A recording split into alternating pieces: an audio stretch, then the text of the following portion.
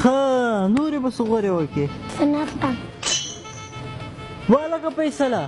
ګران میلمه جان راغلی د ورشه بازار ته درته غوښه ورته راوړه دغه د لاړم زر د سې بیړه د نام تر ته کور کړی خیرات ده ولا کراري ده کړایي ده کراري ده مان ټول خېټه خېټه ښه نورې به څه غورې وکړې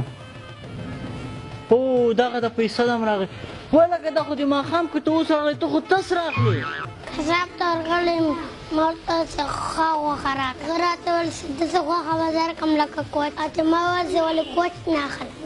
کوچو دوکان ته لاړم د کوچو دوکاندار ته مې ویل چې ما ته خو کوچ راکړه د کوچو دوکاندار راته ویل داسې کوچ به درکړم لکه شات چې مې ویل چې دغه نه ولې شات نه اخلم د شاتو دوکان ته لاړم شاتو دوکاندار ته مې ویل چې ښه شات راکړه هغه راته ویل چې داسې شات به درکړم لکه ما ځان سره سوچ وکړ چې اوبه خو په کور کې نشته چې ځکه تس راغلم ماشاءالله ماشاءالله د ما په رقم څه ښې ښه ښه دې کړي دې راسه دلته کښېنه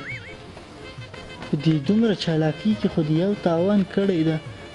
چې په دا دومره دوکانونو ګرځېدلې بوټونه خو به دې ختم کړي یا خو بیخي اوبه سوي دا خو به دې هم زاړه کړي بېغمه ورته ما دې مېلمه هغه بوټونه رښتیا دا خو واچوه چمبه